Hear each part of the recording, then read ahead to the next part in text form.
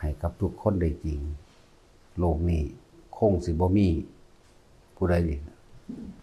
อยากจนจักคนเลยแล้วก็บ่มีคนที่ทุกข์ยากลำบากจักคนเลยบ่มีคนเจ็บบ่มีคนปวดบ่มีคนป่วยบ่มีคนตายบ่ได้พัดภาคจังว่าให้ทุกคนถอนความเห็นถอนความเชื่อผิดที่เป็นไปบ่ได้ละความเห็นทั้งหลายเหล่านี้ออกจากความเชื่อของเจ้าของเองแล้วมันสิน้อมนำเข้าไปสู่ความเป็นอิสระจากความเชื่อพระเจ้าเทวดาอินทร์พรหมทั้งหลายก็สิบ่ได้มีอิทธิพลอยู่เหนือจิตใจของเฮาน้อมเข้าไปสู่การปฏิบัติฝึกหัดธรรมก็สิง่ายขึ้นเฮายังมีความหวาดระแวงในเรื่องดลบันดาลในเรื่องพูดผีปีศาจเทวดาอินทร์พรหมทั้งหลายสิ่งที่มีฤทธิ์มีเดชต่างๆเฮายังอยู่ใต้อำนาจให้สิ่งเหล่านั้นกดข่มเหงโดยการคิดของเจ้าของเองเลยที่จริงตัวเองเป็นคนที่มีความเชื่อเองแล้วก็นำความเชื่อเหล่านั้นมากดข่มเจ้าของให้ก็หวาดกลัวเองนั่นแหละ มันหลายอย่างที่เหตุให้เฮามองบ่ถึงความตายกลัวก็ตายไม่กลัวก็ตายแต่ว่าเฮาสิกลัวสิ่งทั้งหลายเหล่านั้นเฮ็ดหยังคือบ่ทุ่มเทตามความเป็นจริงที่เจ้าของมีกลัวก็ตายไม่กลัวก็ตายแต่ว่าถ้ามันเห็นไปตามความเป็นจริงได้แล้วความกลัวทั้งหลายเหล่านี้สิหายไปความเชื่อทั้งหลายเหล่านี้สิหายไปเหลือแต่ความจริงกับความบากบั่นความเพียรความพยายามของเฮาเองจังว่าให้ทุกคนละความเห็นทั้งหลายเหล่านี้ออกเสียอย่าให้มันมามีอิทธิพลเสียเวลาก็แม่นเสียเงินทองก็แม่นเสียจิตวิญญาณก็แม่นเสียจิตเสียความคิดเสียความเชื่อเสียความรู้สึกวิญญาณนั่นแหละเราต้องยกจิตให้สูงกว่าสิ่งเหล่านี้ข้ามสิ่งเหล่านี้ออกไปสำหรับคนที่ฝึกหัดปฏิบัติธรรมเขามาถึงเมื่อได้ยินได้ฟังเรื่อยๆก็ใส่การพิจารณาตามความเป็นจริงอย่างเช่นบ่มีผู้ใดดลมรรคผลนิพพานให้เฮาได้เด้บ่มีผู้ใดดลความสำเร็จให้เฮาได้นะแม้นกระทั่งดลบันดาลทางโลกดลบันดาลให้ร่ำรวยให้ได้ยศถาบรรดาศักดิ์ให้ได้อำนาจให้บ่เจ็บบ่ปวดบ่ป่วยและให้บ่พัดพาให้สุขสมหวังอยู่ตลอดแล้วให้บ่ตายนี่เป็นไปบ่ได้นั่นแหละเอาความทั้งหลายเหล่านี้และประสบการณ์จริงในชีวิตจริงของเจ้าของเองมาเทียบเคียงเบิ่งบัดนี้เฮาสวดมนต์ขอร้องอ้อนวอนทำพิธีถวายของบูชายัญต่างๆสะเดาะเคราะห์ต่างๆดูดวงหรือทำพิธี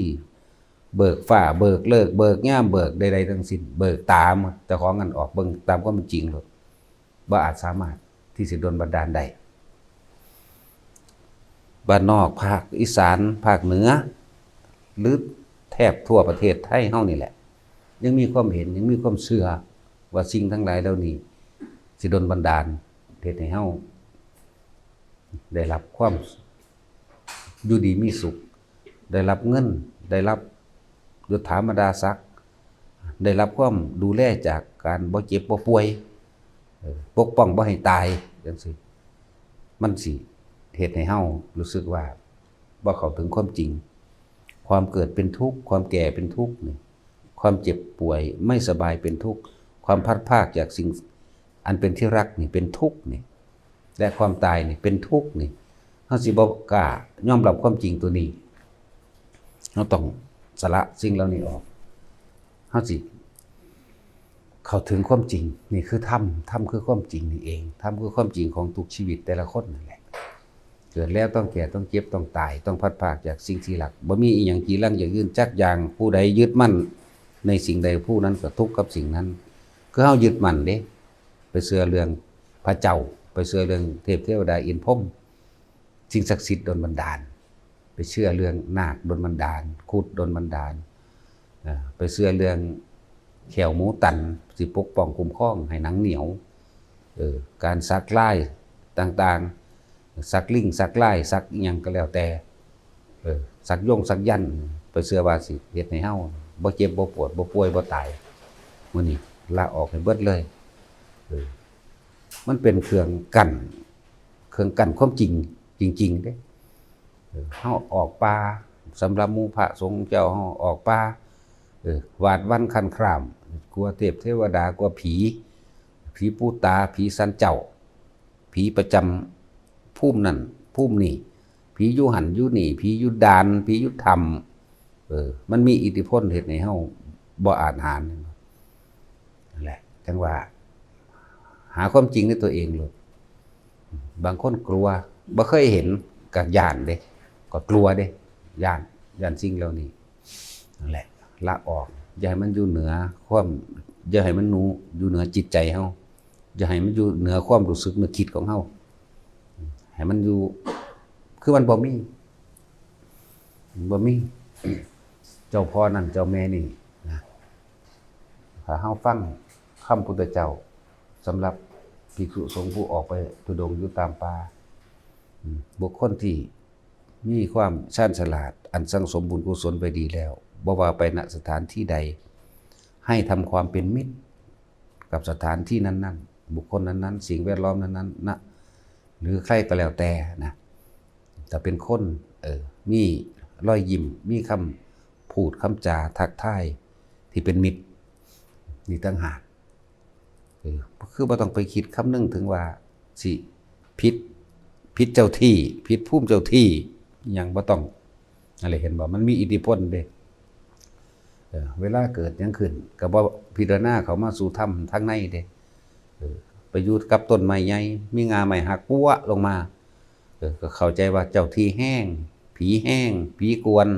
นั่นเห็นบ่ล่ะมันเป็นจังซั่น ก็พิจารณาไปเลยตัวอันใดมันเกิดเป็นธรรมดามันก็แตกหักทำลายเป็นธรรมดาบ่เที่ยงงาไม้นี่มันแห้งแม่นบ่แห้งมันก็ลมพัดแม่นบ่ลมพัดมันก็มีสัตว์อึตักกัดให้มันหักออกมานี่พิจารณาไปหาความจริงแบบนี้ตัวมันจังบ่ได้ย้านหวาดกลัวเสียงต่างๆกรีดบีดร้องคิดไปทางเสียงสัตว์เพราะหลายสุ่มหลายเสียงที่เขาพิสูจน์ออกมาแล้วเป็นเสียงนกแต่ก็เป็นเสียงแมลงต่างๆสารพัดนะหรือแสงนั้นแสงนี้เกิดขึ้นมันก็บ่เกิดอยู่เบิดมือเบิดคืนคือจังเฮาเห็นมันมีอยู่แสงสว่างต่างๆแต่ว่าบ่คิดไปในทางให้หวาดกลัวแต่คิดแต่ว่าก็ดีคือกันแต่มันมาอยู่นำกูมันคือสิกูสิบ่ได้ใส่ไฟสายสิบ่ได้ใส่ไฟโค้งสิบ่ได้ใส่ไฟแช็กนะคิดไปหั่นจังซี่จังว่าให้พวกเฮาหาความจริงที่เฮาเคยขอร้องอ่อนวอนเคยสะเดาะเคราะห์เคยดูดวง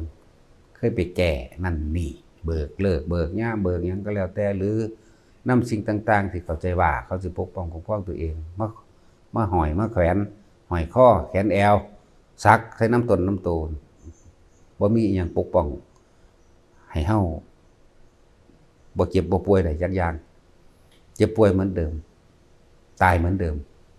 แล้วก็บ่มีสิ่งใดโดนบันดาลให้เฮาสมหวังมีแต่เฮาขนขวายเอาเองทำเอาเองเฮาจะต้องใส่ความพิจารณาตัวเองหนทางแห่งความสำเร็จอิทธิบาท4ฉันทะอิทธิบาทพื้นฐานแห่งความสำเร็จฉันทะเฮามีความยินดีพอใจในการสิฝึกหัดปฏิบัติธรรมวิริยะเฮามีความเพียรและความอดทนพยายามอยู่กับตนเองอยู่ในสติปัฏฐาน4จิตตะคือเฮาสอดส่องพิจารณาค้นหาในสิ่งที่ตัวเองสงสัยและกังวลให้มันเห็นความจริงได้นั่นแหละจังว่าฉันทะวิริยะจิตตะวิมังสาใส่ปัญญาพิจารณาหาความจริงให้ได้เราถอนถ้ามันรู้ความจริงแล้วมันก็ถอนเองดอกปล่อยเองดอกเป็นอิสระจากสิ่งทั้งหลายทั้งปวงเองอิสระแรกอิสระออกจากความเสื่อซะก่อนอย่าเสื่อพอได้ยินได้ฟังอย่าเสื่อพอต่างๆก็มาอย่าเสื่อพอบุคคลบ่ได้มีความเสื่ออย่าเสื่อประเภทนี้อย่าเสื่อหยังก็ว่าไปหลายอย่างนั่นแหละให้พวกเขา เชื่อมั่นตนเองหนึ่งที่เฮาไปในทิศทางใดก็ช่างบ่เคยมีจิตคือบ่มีความคิดที่จะทำร้ายเบียดเบียนผู้ใดผู้หนึ่งให้เสียชีวิตและทรัพย์สินมีสิ่งใดพอแบ่งปันใดก็แบ่งปันพอช่วยเหลือได้แบบใดก็ช่วยเหลือนั่นแหละคือการแผ่เมตตาก็ดีไปณทิศทางใดก็ช่างทำความผูกมิตรการให้จึงเป็นการสื่อสารที่ดีที่สุดของหมู่มนุษย์และสัตว์ทั้งหลายการให้โดยไม่หวังสิ่งใดตอบแทนห่างเป็นความบริสุทธิ์เลยหนึ่งจิตที่บริสุทธิ์คือจิตที่ไม่คิดเบียดเบียนให้ผู้ใดผู้หนึ่งเสียชีวิตและทรัพย์สินทั้งคนและสัตว์การให้ที่ไม่หวังสิ่งใดตอบแทนนี่คือการสละแล้วสละออกจากความเห็นแก่ตัวบ่มีความเห็นแก่ตัวนั่นแหละ เขามั่นใจตัวนี้มั่นใจตัวเองนี่แหละนะธรรมย่อมรักษาผู้ประพฤติธรรมหมายความว่าความจริงที่ตัวเองกระทำนั่นแหละจะรักษาตัวท่านเองอันเกิดจากบุญญาฤทธิ์กว่าบุญอันเกิดจากการให้บุญอันเกิดจากการช่วยเหลือแบ่งปันนั่นแหละมันจะเป็นของมันเองสิ่งเหล่านี้อยู่เหนือการคาดหมายบ่มีตัวตนแต่เฮ็ดให้เฮาพ้นจากอันตรายต่างๆใดที่สิมีเข้ามาแต่ถ้าเฮาบ่มีจิตคิดเบียดเบียนผู้อื่นเฮาเป็นบุคคลบ่อันตรายแล้วสิ่งอื่นๆก็บ่อาจสามารถทำอันตรายเฮาได้คือกันนั่นแหละจึงบอกว่าทำรักษาผู้ประพฤติธรรมตามความเป็นจริงของมันเองที่ตัวเองเฮ็ดบ่แม่นมีของขังรักษาแต่เฮาฝึกหัดปฏิบัติดีแล้วไปทั้งใดมีแต่แผ่เมตมีแต่การเมตตามีการช่วยเหลือบ่เคยอิจฉาริษยาวางจิตเป็นกลางสิ่งทั้งหลายเหล่านี้แม่นบ่เอิ้นเขามาเขาก็มารักษาหรอกเทวดาอินพรหมก็เลยมันมีอยู่รักษาอยู่แต่การที่ว่าเขาจะรักษาเขาจะป้องกันก็เกิดเพราะว่าตัวเองเป็นบุคคลที่มีคุณธรรมด้วยมีคุณต่อโลกตามความเป็นจริงสมควรแก่ธรรมบุคคลนี่สมควรช่วยเหลือบุคคลนี้ไม่สมควรก็เบิ่งไปบ่เป็นอันตรายต่อบุคคลผู้อื่นในภายภาคหน้านั่นแหละที่ว่าเทวดาอินพรหมเขากันแกล้งมีบ่มีเพราะตัวเองนั่นแหละบ่มีคุณธรรมจึงบ่มีสิ่งที่ปกปักรักษาตัวเองนั่นแหละผู้บ่ประพฤติธรรมตามความเป็นจริงแล้วสิ่งทั้งหลายเราใดสิมาปกป้องเพราะตัวเองไม่ทำการปกป้องตัวเองเสียก่อนนั่นแหละที่ไปอาศัยแต่ผู้อื่นมาปกป้องว่า ให้เลิกออกเสียจากความเชื่อความเห็นต่างๆสิ่งเหล่านั้นมันเฮ็ดให้เฮาเนิ่นซ่ามันเกรงใจมันฆ่าสิ่งศักดิ์สิทธิ์ติดนั่นติดนี่อยู่เลยสิเดินทางแต่ละที่ก็ฆ่าเลิกฆ่ายามฆ่าเลิกยามดีนั่นนี่สิเฮ็ดกระทำการจังได๋ก็ฆ่าเลิกฆ่ายามฆ่าดวงดาวฆ่าทางสร้างเผือกฆ่าดาวเลิกดาวโจงดาวโจรบ่มีบ่เกี่ยวกันเลยดาวอยู่เทิงฟ้ามันสิมาเกี่ยวหยังกับการกระทำของชีวิตคนในบนดินคนไปเฮ็ดให้มันมีอิทธิพลแก่ตนซื่อเลยผ่านความเสื่อเหล่านี้บ่ได้เทวดามารพรหมทั้งหลายไม่อาจต้านความเพียรของมนุษย์ได้บ่อาจต้านความเพียรของมนุษย์ใดมนุษย์ที่มีใจบริสุทธิ์ในการเพียรพยายามที่จะปฏิบัติและฝึกหัดตนเพื่อให้พ้นออกจากโลกเพื่อให้พ้นออกจากการเวียนว่ายตายเกิดพ้นออกจากทุกข์นั่นแหละจังว่าเน้นย้ำว่าถ้าเทวดาอินพรหมตลอดทั้งพระเจ้าสิ่งศักดิ์สิทธิ์ทั้งหลายถ้ามันดลบันดาลความสุขดลบันดาลความสมหวังให้กับ